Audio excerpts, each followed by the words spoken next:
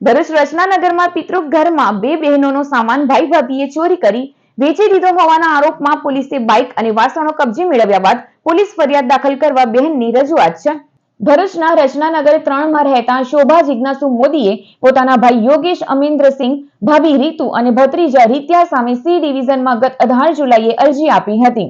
C ડિવિઝનમાં અપાયેલી અરજીમાં ચોરી અને સોના ચાંદીના દાગીના સહિત કિંમતી સામાન વેચી દેવાનો ગંભીર આરોપ લગાવ્યો હતો, જેમાં રચનાનગર 2 ના હાઉસ નંબર 27 નું શોભાબેનના પિતાનું મકાન આવેલું છે, જે મકાનમાં તેઓના ભાઈ યોગેશ સિંહ, ભાભી અને તેમની ભત્રીજી ઉપરના ભાગે અને નીચે તેઓ વર્ષ 2011 થી રહેતા હતા। તેઓ સાથે તેમની બીજી બહેન શશી અને વાસુદેવ પણ રહેતા। બંને બહેનોનો સામાન આ પિતાના ઘરમાં હતો, જેમાં માઇક્રોવેવ, ફ્રીજ, ડબલ બેડ પલંગ, ગાદલા સાથે સોફા સેટ, ઇન્વર્ટર, કટલરી, સ્ટીલના વાસણો, કિચનવેર સાથે જ ભંડારા માટેના વાસણો હતા। સાથે સોનાની 1.5 તોલાની ચેઇન, 3 વીંટી, બાઇક સહિત લાખોની કિંમતનો કિંમતી સામાન પડેલો હતો, જે જોવા નહીં મળતા ભાઈ ભાભીને પૂછતા તેઓએ ઘરની બહાર ફેંકી દીધો હોવાનું કહ્યું હતું, જેમાં પોતાના ભાઈ અને પરિવારે કિંમતી સામાન ચોરી વેચી દીધો હોવાના આરોપ સાથેની અરજી શોભાબેન મોદીએ સી ડિવિઝન પોલીસ મથકે કરી હતી। સી ડિવિઝન પોલીસે અરજી બાદ 24 ઓગસ્ટના રોજ ભાઈ ભાભી પાસેથી યામાહા બાઇક અને ભંડારાના વાસણો કબજે કરી ફરિયાદી બહેન શોભા મોદીને સુપરત કર્યા હતા। બાઇક, આરસી બુક અને વાસણો ભાઈ ભાભી પાસેથી મળી આવ્યા હોય ત્યારે બીજો સામાન પણ તેમની પાસે જ હોવાની લેખિત અરજી સાથે 29 ઓગસ્ટે જિલ્લા પોલીસ વડા અને સી ડિવિઝન પીઆઈને બહેન શોભા મોદીએ લેખિત અરજી આપી છે, જેમાં તેમના ભાઈ યોગેશ સિંહ, ભાભી રીતુ અને ભત્રીજાને આરોપી બનાવી ગુનો દાખલ કરવા રજૂઆત કરી છે। સાથે જ પોલીસ ફરિયાદ નહીં નોંધે તો શું કોર્ટમાં ફરિયાદ દાખલ કરવી પડશે તેવો પણ સવાલ ઉઠાવ્યો છે। ગરી સાહેબ બોલો। મોબાઈલમાં વાત કરશો કે અમારી યાર કરશો? ના ના ના સાહેબ, ભાઈ મોબાઈલ બંધ હોગા ના, સાહેબ, હા. અને આ એક્ટિવા હા બરાબર એ પરત દઈ દો લો આ કઈ ગાડી મંગાવી લો એ તો કઈ લખી લો, એ તો ભાઈ અમે મુકાવડાવી દઈએ બરાબર છોકરા। હા હા બોલાવવા પડશે ને કાંઈ કે હા લખાઈ દો તમારું વાંધો આશ્વાસન ને વાસન આ એક્ટિવા, હા. નામે બે આપી દીધો હા આરસી બુક છે આરસી બુક છે ને? હા બસ કઈ નહીં। આરસી બુક ક્યાં છે? અહીંયા બસ બસ તો પછી લઈ ગયા।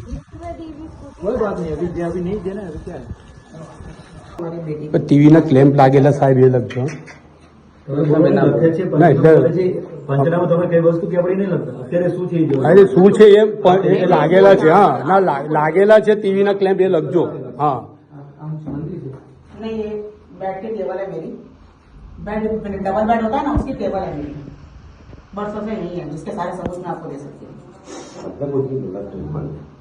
ये जो बोल के दिखा रहा है बोलोगी ना उसका भी ओपन कर रहा है डबल बेड टेबल तथा आ मुझे ટીપાઈ પ્લાસ્ટિકની वो भी सब बुक्स पड़ी है हमारी। हाँ वो प्लास्टिक ये सब खिड़कियां तोड़ी गई है, सबका सब लिखना, खिड़कियां तोड़ी गई है सब।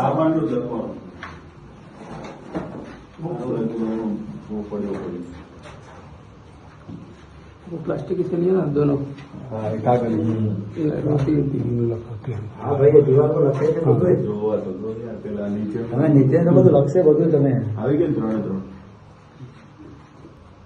हाँ और ये सब भी लिखना इसमें, ये सारे टोटली पंखे वंखे सबकी इंक्वायरी हुई है, किसके सब लगे हुए हैं और कितने सालों वाले लगे हुए हैं, सबके चीज की टोटली पंखे, लाइट, ट्यूबलाइट सब ये किसकी है, ये सब की है, सब ये लिख लेना, मेंशन कर लेना इसमें जरा पंखा लगेगा चलिए वो लोग पंखे, ट्यूबलाइट ये सब चीज मेंशन करना।